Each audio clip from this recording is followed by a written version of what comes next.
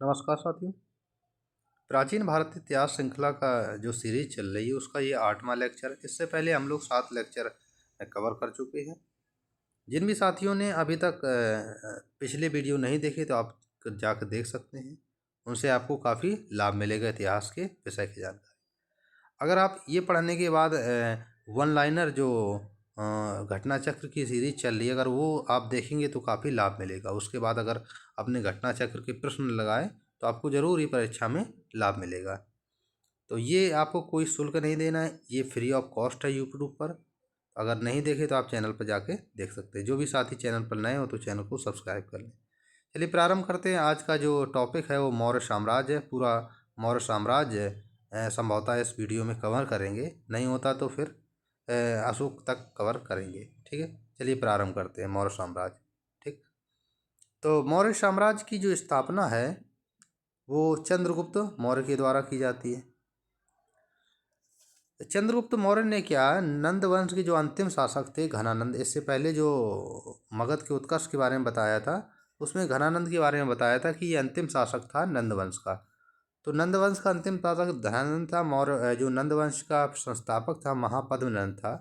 तो घनानंद को पराजित करके मौर्य साम्राज्य की स्थापना करते हैं किसके, चाणक्य की सहायता से। चाणक्य इनके प्रधानमंत्री यानी कि गुरु होते हैं। अभी आगे आपको बताया जाएगा। ठीक है, तो भारत की जो मौर्य साम्राज्य की स्थापना चंद्रगुप्त मौर्य के द्वारा की जाती है। भारत का यह पहला अखिल भारतीय साम्राज्य था जिसकी सीमा विस्तार जो अफगानिस्तान तक था। ये अंग्रेजों से बड़ा साम्राज्य था मौर्य साम्राज्य। और ये पूछा जाता है कि पहला अखिल भारतीय साम्राज्य किसका था, तो वह मौर्य था। ठीक है, मौर्य साम्राज्य था। नेक्स्ट पॉइंट क्या है कि बौद्ध एवं जैन ग्रंथों में चंद्रगुप्त को क्षत्रिय कुल का बताया गया है। चंद्रगुप्त मौर्य को अलग अलग जातियों से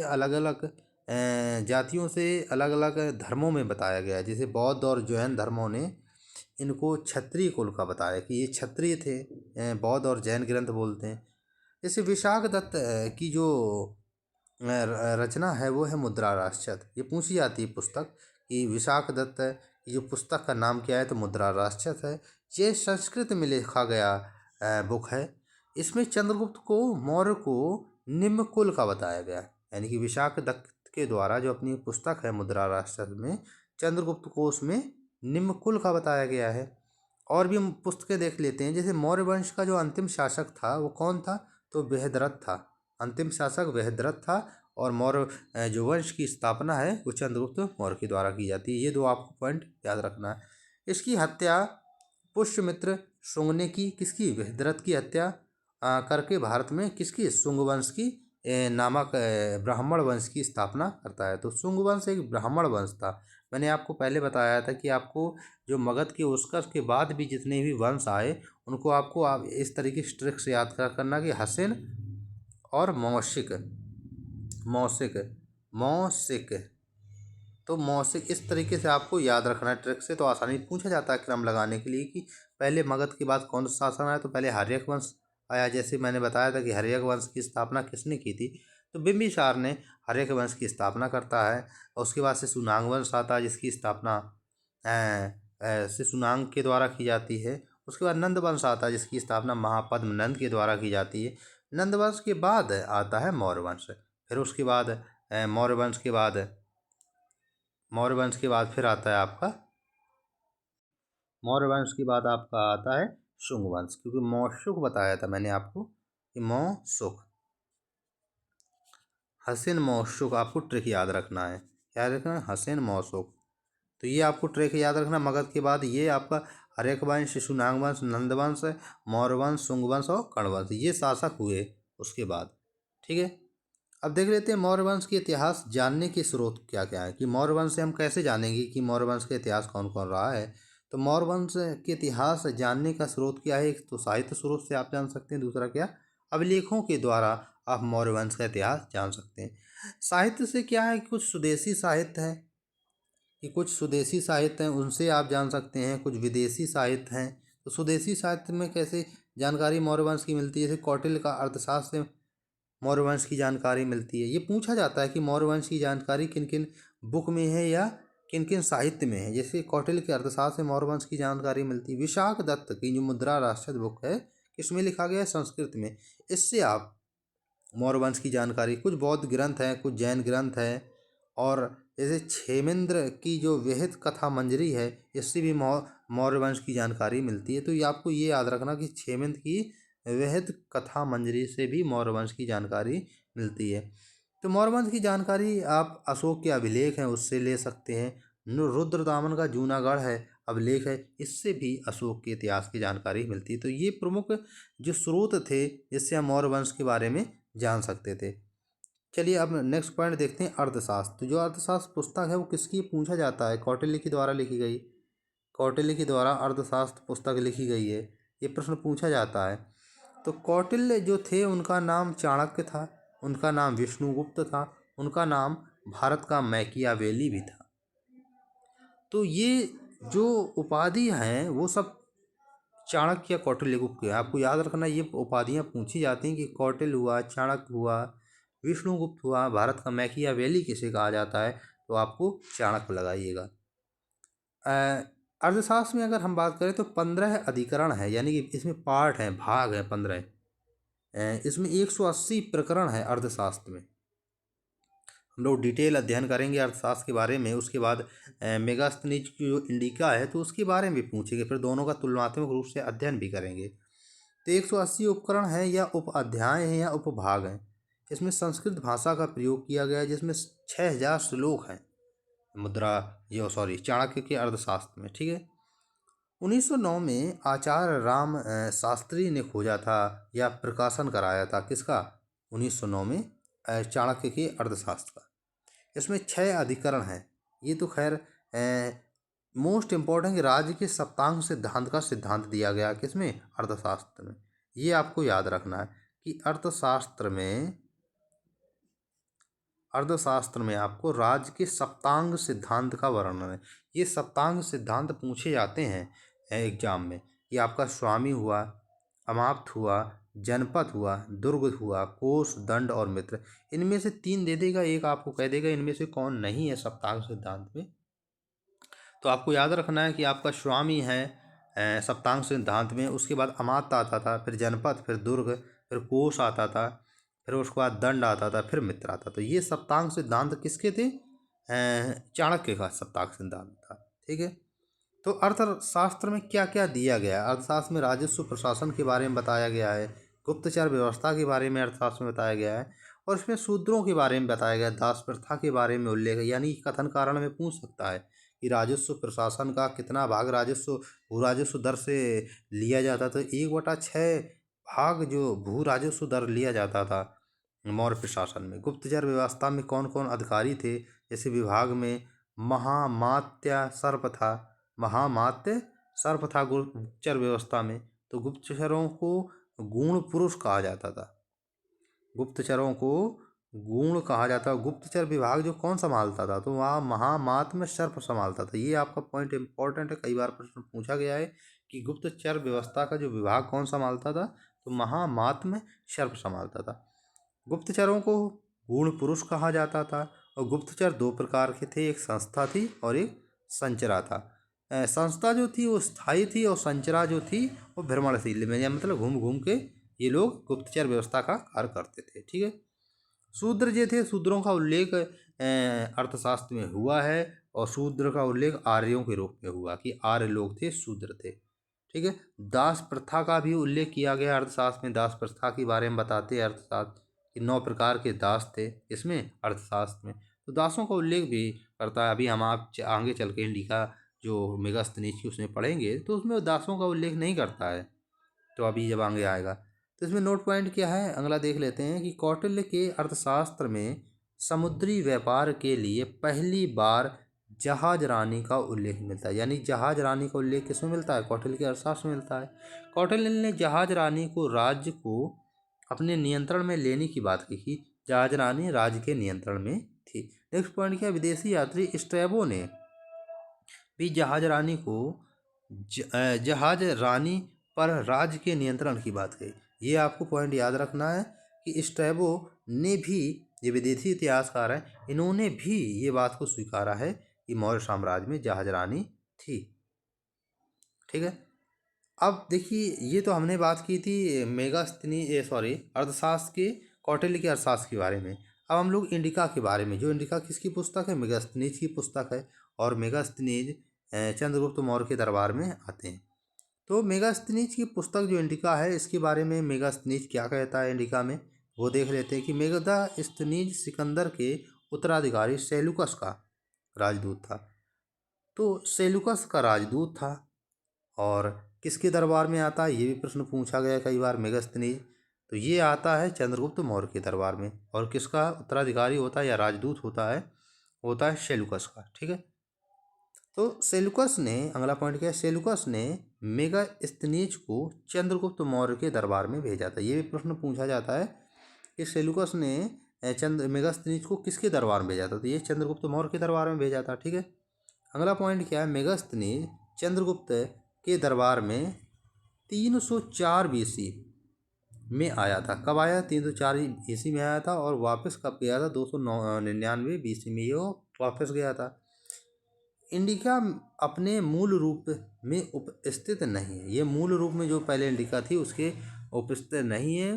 जो इंडिका के उदाहरण हमें कई पुस्तकों से मिलते हैं, यानी कि जो मूल किताब इंडिका थी वो नहीं है, उसके हमें जो उदाहरण मिलते हैं या हमें एग्जाम्पल्स मिलते हैं वो अनेक किताबों से हमें मिलते हैं। जैसे स्ट्रॉबो है, जो एरियन है, जस्टिन है, प्लूटार्क है, प्लिनी है, ये इतिहासकार हैं सभी, और डायोडोरस हैं नामक जो विदेशी यात्री के विवरण में हमें मिलते हैं।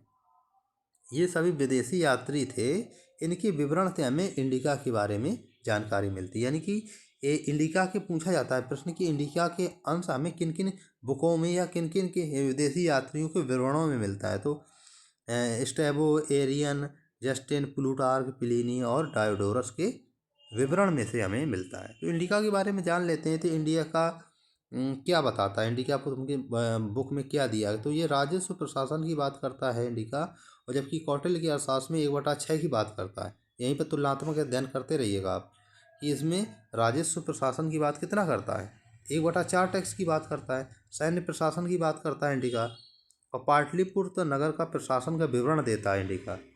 6 समितियों में सैन्य प्रशासन था, प्रत्येक समिति में कितने थे, 5 सदस्य बताता है टोटल, यानी कि 30 सदस्य थे। ये इंडिका में बताया गया है। ये सैन्य प्रशासन था वो कितनी समितियों में चलाया जाता था, 6 समितियों में चलाया जाता था, और प्रत्येक समिति में 5 सदस्य थे, यानी कि टोटल 30 सदस्य थे। ठीक है, पाटलिपुत्र के बारे में बताता है इंडिका कि पाटलिपुत्र गंगा सोन नदियों के तट पर स्थित था, और इसकी जो लंबाई थी वो 16 किलोमीटर, चौड़ाई 3 किलोमीटर थी।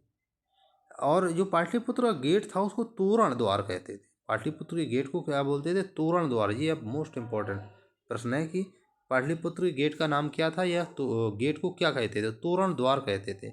तोरण द्वार वह होता है जो भव्य गेट होता है, जो बड़े बड़े गेट होते हैं। आप साउथ में जाएंगे तो उसको तोरण के नाम से जानते थे।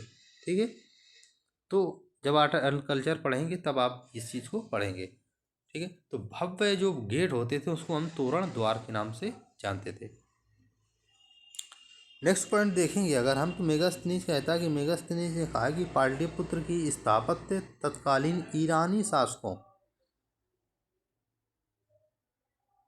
जो ईरानी शासकों शूशा और एक वतना से भव्य था। यानी कि ये दोनों ही ईरानी शासक हैं, यानी शूशा और एक वतना, इनके जो दरबार में भव्य था उससे भी भव्य कौन था, पाटलिपुत्र था। यानी कि ये बात मेगास्थनीज बोलता है। ठीक है, ये थी मेगास्थनीज के बारे में जानकारी। ठीक है, अब देख लेते हैं उत्तरापथ मार्ग। इम्पोर्टेंट प्रश्न है कि उत्तरापथ मार्ग की स्थापना कौन करता है, चंद्रगुप्त मौर्य करता है। और ये सिंध यानी कि पाक से सोनार गांव यानी कि पश्चिम बंगाल तक स्थित है उत्तरापथ मार्ग। इसको वर्तमान में जीडी रोड के नाम से भी जाना जाता है। वर्तमान में इसको जीडी यानी ग्रांड ट्रंक रोड के नाम से जीटी रोड के नाम से जानते हैं, यानी ग्रांड ट्रंक रोड के नाम से जानते थे। मेगास्थनीज की इंडिका में उत्तरापथ मार्ग का विवरण मिलता है। यह पाकिस्तान के सिंध प्रांत से पश्चिम बंगाल के सोनार गांव तक जाता है। ठीक है, अगला पॉइंट क्या है, अफगानी शासक शेरशाह सूरी ने इसका नाम बदलकर क्या रखा, शेरशाह सूरी रोड रखा। यानी कि जो उत्तरापथ मार्ग है इसका नाम शेर शाह सूरी आता है तो इसका नाम बदल देता है और इसका नाम शेर शाह सूरी रोड रखता है। ये उत्तरापथ मार्ग का इतिहास है कि गवर्नर जनरल जो लॉर्ड ऑकलैंड, ये आपको सभी पॉइंट याद रखने की, और लॉर्ड ऑकलैंड ने इसका नाम बदलकर क्या जीटी रोड कर दिया था। तो जीटी रोड किसने किया था? लॉर्ड ऑकलैंड ने किया था। ठीक है। अगर वर्तमान में बात करें तो वर्तमान में राष्ट्रीय राजमार्ग 1 और राष्ट्रीय राजमार्ग 2 को जीटी रोड के नाम से जाना जाता है। ये इंपॉर्टेंट है कि जीटी रोड को वर्तमान में किस राष्ट्रीय राजमार्ग के नाम से जानते हैं, तो राजमार्ग 1 राजमार्ग 2 के नाम से जानते हैं। अगला पॉइंट क्या है कि कौटिल्य के अर्थशास्त्र में भी उत्तरापथ मार्ग और दक्षिणापथ मार्ग का विवरण मिलता है। यानी कि कौटिल्य हुआ या मेगास्थनीज हुआ, दोनों के विवरणों में आपको उत्तरापथ मार्ग की जानकारी मिलती है। ठीक है। नेक्स्ट पॉइंट क्या है कि कौटिल्य ने उत्तरापथ मार्ग पर यात्रा न करने की बात की और दक्षिणापथ मार्ग पर यात्रा की बात की। ऐसा क्यों कहा था? करने की बात की थी। कौटिल्य ने कहा था कि कौटिल्य ने अर्थशास्त्र में उत्तरापथ मार्ग की अपेक्षा दक्षिणापथ मार्ग पर ज़्यादा यात्रा करने की बात की थी। कारण क्या था? इसका कारण देख लेते हैं। इसका ऐसा क्यों कहा था कौटिल्य? तो कारण था कि दक्षिणापथ मार्ग यानी जो श्रावस्ती से महाराष्ट्र के बीच था, अमूल रत्नों की खानें उपस्थित थी। इस वजह से ये बात कौटिल्य ने कही थी। यहाँ पर अमूल रत्नों की खानें उपस्थित थी, इस वजह से यहाँ यात्रा करने की बात कहता है। तो यह दक्षिणा जो पथ मार्ग है ये श्रावस्ती से महाराष्ट्र तक जाता था। इंडिका के जो भ्रामक विवरण मिलते हैं वो देखिए क्या क्या इंडिका में कहा गया है। भ्रामक है, ये सत्य नहीं है, लेकिन ये बात इंडिका में कही गई है। भारतीयों को लेखन का ज्ञान नहीं था, ये बात इंडिका बोलती। ये बात आपको याद रखना क्योंकि ये प्रश्न कथन कारण में पूछे जाते हैं। तो भारतीयों को लेखन का ज्ञान नहीं था, ये बात इंडिका बोलती है। दास प्रथा नहीं थी, जबकि कौटिल्य की अर्थशास्त्र में दास प्रथा का उल्लेख किया गया। और कितने प्रकार के? 9 प्रकार के दास प्रथा का उल्लेख किया गया कि 9 प्रकार के दास प्रथा थी किसमें? कौटिल्य के अर्थशास्त्र में। ठीक है। वहीं कौटिल्य के अर्थशास्त्र में शूद्रों का भी उल्लेख किया गया। शूद्रों का उल्लेख किससे? आर्य लोग से करते हैं कि आर्य लोग ही शूद्र थे। अकाल नहीं पढ़ते थे, ये बात इंडिका की पुस्तक में लिखी गई है, इंडिका पुस्तक में लिखी गई है। भारत में 4 नहीं 7 प्रकार की जातियाँ थी, यानी कि 7 प्रकार की जातियों की बात करता है कौन? इंडिका, जो बुक है मेगास्थनीज की। तो ये बात आपको याद रखना है फैक्ट के रूप में। ठीक है। नेक्स्ट क्या है कि मेगास्थनीज ने अपनी जो पुस्तक है इंडिका में दुर्दिस्तान नामक सोने की खान का विवरण किया कि दुर्दिस्तान एक नामक स्थान था जो सोने की खान कही जाती थी, और ये कहाँ था? कश्मीर में था। यहाँ से चींटियाँ बुरादे के रूप में सोना निकालती हैं। ये बात कौन कहता है? ये बात कहता है मेगास्थनीज। ठीक है। तो ये बात अभी तक जितना हम लोगों ने विवरण पढ़ा ये था मेगास्थनीज के बारे में, यानी कि मेगास्थनीज की जो इंडिका पुस्तक थी उसके बारे में अभी तक ये जानकारी थी। तो आपको एक एक पॉइंट इसको याद रखना, ये सभी पॉइंट पूछे जाते हैं एग्जाम में। ठीक है। अब देख लेते हैं कि रुद्रदामन से भी जूनागढ़, जो रुद्रदामन का जूनागढ़ अभिलेख है, इससे भी मौर्य वंश के जो साम्राज्य की जानकारी मिलती है। तो जूनागढ़ जो अभिलेख है वो रुद्रदामन का 150 ईस्वी का अभिलेख है। रुद्रदामन का जो जूनागढ़ अभिलेख है या जूनागढ़ अभिलेख है, ये 4 शासकों की इसमें देन है। यानी कि जूनागढ़ जो अभिलेख रुद्रदामन के, जो रुद्रदामन में जो झील बनी है उस पर क्या है कि 4 शासकों को उल्लेख है। तो इसमें 4 शासक कौन है और उसमें 4 राज्यपाल कौन कौन योगदान देते हैं? तो जो गिरनार झील है उसको चंद्रगुप्त मौर्य के द्वारा बनाया जाता है। उसके जो राज्यपाल थे पुष्यगुप्त के द्वारा बनवाया जाता है गिरनार झील को। ठीक है। लेकिन अशोक के द्वारा, जो अशोक के मंत्री होते हैं या राज्यपाल होते हैं, तो साहब इसके द्वारा इसमें मरम्मत कराई जाती है। रुद्रदामन आता है शासक, इसके जो राज्यपाल होते हैं सुविशाख के द्वारा भी इसकी अभिलेख का क्या कराया जाता है? जीर्णोद्धार कराया जाता है इस झील का। स्कंदगुप्त के जो मंत्री होते हैं या राज्यपाल पर्णदत्त के द्वारा भी इस झील का पुनर्निर्माण किया जाता। तो इस जो रुद्रदामन झील है तो इस पर 4 शासकों का योगदान है, ये अक्सर एग्जाम में पूछा जाता है। ठीक है। रुद्रदामन जो था वो शक राजवंश का शासक था, शक राजवंश का शासक था। ठीक है। सुदर्शन झील जो था मैंने अभी बताया आपको किसके द्वारा, चंद्रगुप्त के द्वारा इसमें निर्माण कराया जाता है और इस पर 4 शासकों का योगदान है आपका चंद्रगुप्त। जैसे मैंने बताया आपको कि चंद्रगुप्त के जो मंत्री थे पुष्यगुप्त के द्वारा सुदर्शन झील का निर्माण किया जाता है।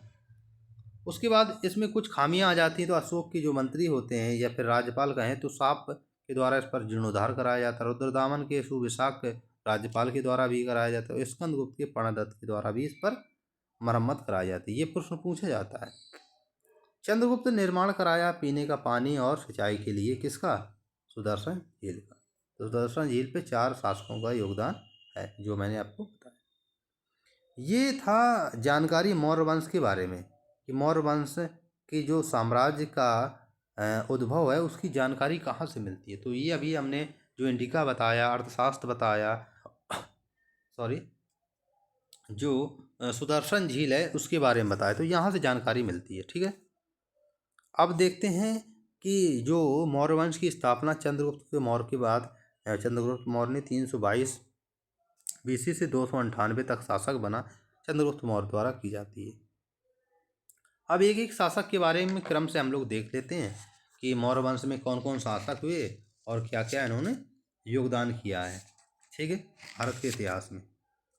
तो पहले जो शासक थे चंद्रगुप्त मौर्य थे जिन्होंने मौर्य वंश की स्थापना की। ठीक है, इनके बारे में देख लेते हैं कि बौद्ध एवं जैन ग्रंथों में चंद्रगुप्त मौर्य को क्या कहा है। जैसे पहले पढ़ चुके क्षत्रिय कुल का बताया गया। पुराणों और मुद्रा राक्षस में चंद्रगुप्त को क्या निम्न कुल का बताया है। तो ये दोनों प्रश्न पूछे जाते हैं कि पुराणों और मुद्रा राक्षस में चंद्रगुप्त को क्या निम्न कुल का बताया है, निम्न जाति का बताया है। ठीक है। चंद्रगुप्त मौर्य को चाणक्य ने विंध्याचल के जंगलों से 1000 करसापड़ देकर खरीदा था। यानी चांदी की मुद्रा होती थी करसापड़। करसापड़ किसकी, चांदी की मुद्रा होती थी। ये भी प्रश्न पूछा गया कि कितने मुद्राओं में चंद्रगुप्त को मौर्य को खरीदा था। 1000 करसापड़ में कौन से विंध्याचल के जंगलों से खरीदा था। ठीक है।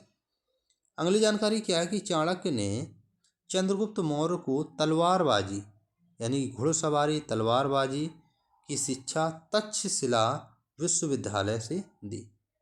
तो तक्षशिला विश्वविद्यालय से आपको शिक्षा चाणक्य देते हैं, जो उनके गुरु होते हैं, प्रदान की। चाणक्य ने नंद वंश के अंतिम शासक घनानंद, जैसे मैंने बताया आपको, को मौर्य साम्राज्य से पराजित करवाकर इसी से मौर्य वंश की नींव पड़वाई। किसे, चंद्रगुप्त मौर्य से। चंद्रगुप्त मौर्य का प्रधानमंत्री चाणक्य बना, जिसको विष्णुगुप्त के नाम से भी जाना, भारत का मैकियावेली भी कहते हैं। बिंदुसार का प्रधानमंत्री प्रारंभिक समय का चाणक्य ही था और अंतिम समय का खलनाटक। तो खलनाटक पूछा जाता है कि चंद्रगुप्त मौर्य के बाद, चाणक्य के बाद बिंबिसार का प्रधानमंत्री कौन बनता है। तो खलनाटक बनता है। कौन बनता है, खलनाटक। आपको याद रखने हैं कि चंद्रगुप्त मौर्य, बिंदुसार और अशोक के प्रधानमंत्रियों के नाम क्या है। तो अशोक के प्रधानमंत्री कौन हुए, राधा गुप्त हुए। तो ये तीनों के आपके प्रधानमंत्री याद रखने हैं कि चंद्रगुप्त मौर्य के चाणक्य हैं और बिंदुसार के कुछ समय तक चाणक्य रहे, उसके बाद खलनाटक रहे, उसके बाद अशोक के राधा गुप्त रहे। ठीक है। यूनानी ग्रंथों में चंद्रगुप्त के जो नाम मिलते हैं वो देख लेते हैं। ये प्रश्न पूछा गया है और कई बार पूछेंगे भी आगे चल के कि सैंड्रोकोटस यूनानी ग्रंथों में चंद्रगुप्त को कहते थे। ये विवरण सैंड्रोकोटस का स्ट्रैबो के ग्रंथों में उल्लेख मिलता है, एरियन के ग्रंथों में मिलता है और जस्टिन के ग्रंथों में मिलता है। यानी कि इसका उल्लेख कहाँ कहाँ मिला है कि सैंड्रोकोटस चंद्रगुप्त को कहते हैं। चंद्रगुप्त का जो अन्य नाम था एंड्रोकोट्स भी कहते थे। ये एपियानस के विवरण में, प्लूटार के विवरण में सैंड्रोकोप्टस के नाम, यानी तीनों आपके एंड्रोकोटस, सैंड्रोकोट्स यानी कि सैंड्रोकोप्टस, ये तीनों नाम चंद्रगुप्त मौर्य के ही थे। ठीक है। और ये आपके विवरण कहाँ से इनको मिला है। ठीक है। नेक्स्ट पॉइंट देख लेते हैं।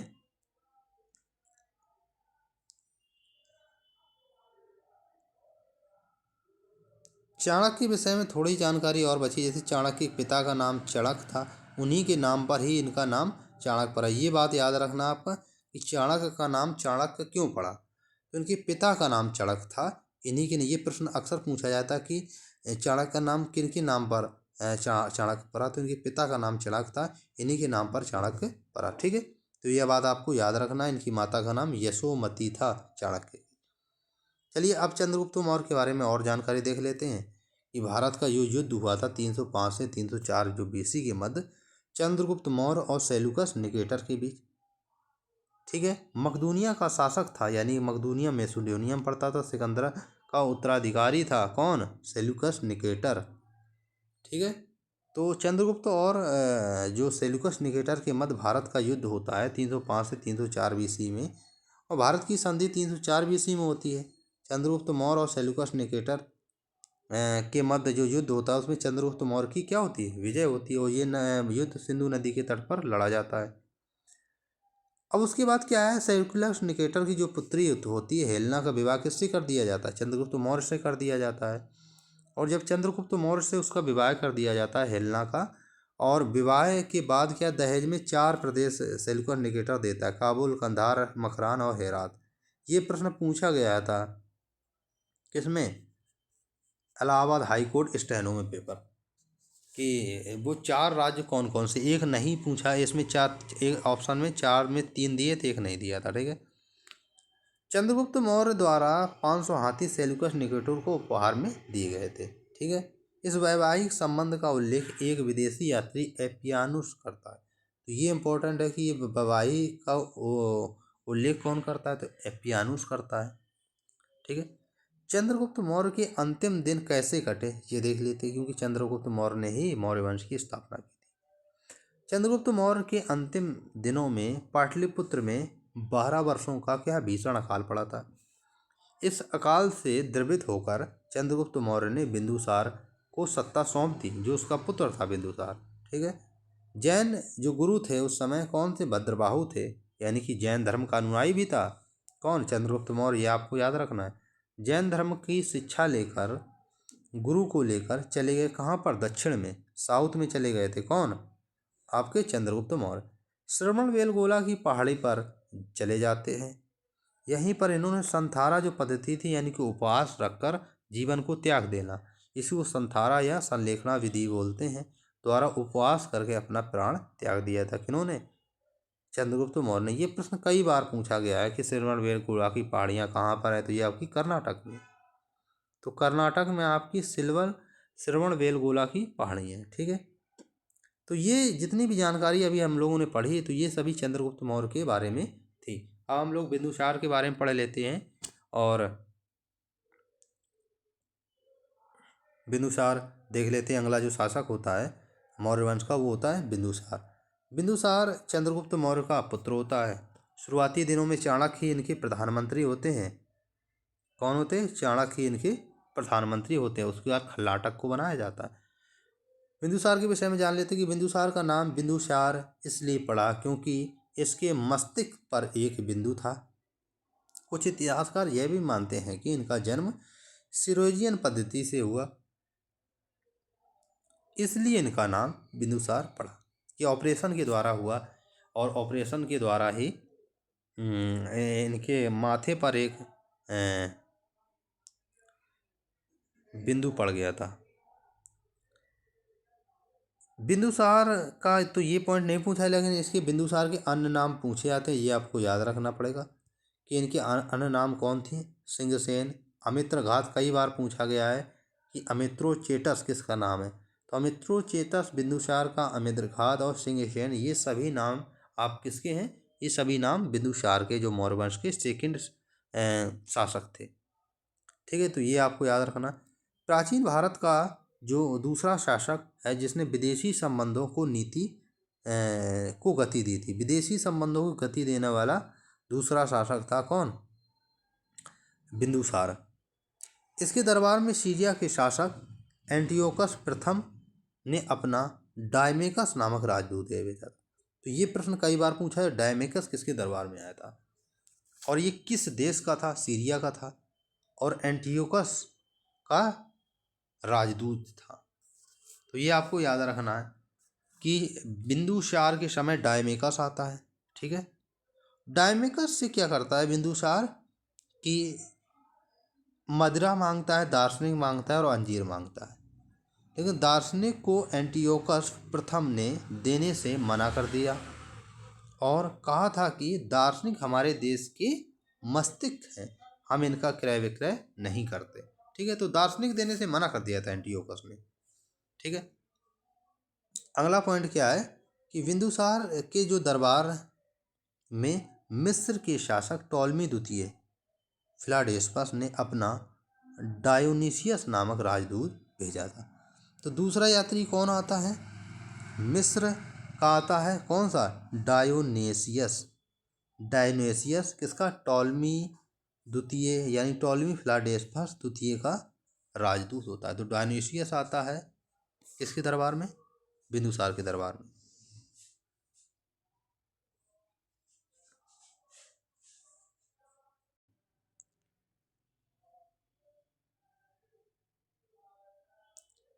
डायनेसियस जो था भगवान शिव में अपनी आस्था व्यक्त की थी। भगवान किस में? भगवान शिव में। तो डायनेसियस नामक यात्री किसके दरबार में आता है? बिंदुसार के दरबार में। और डायमेकस भी बिंदुसार के दरबार में आता है। और जो डायमेकस होता है वो सीरिया का होता है और डायनेसियस मिस्र का होता है। ये आपको दोनों पॉइंट याद रखना। तो ये बिंदुसार से संबंधित पॉइंट थे। ठीक है, जानकारी थी। अब हम लोग नेक्स्ट क्लास में अशोक का इतिहास पूरा विवरण पढ़ेंगे कि अशोक ने क्या उपलब्धि की, वृहद शिलालेख, और उसके बाद तीसरे लेक्चर में हम लोग मौर्य वंश का प्रशासन, क्योंकि बड़ा लेक्चर हो जाएगा। ठीक है, जो भी साथी इस चैनल पर नए हो तो चैनल को सब्सक्राइब कर लें अगर वीडियो अच्छा लगे। धन्यवाद।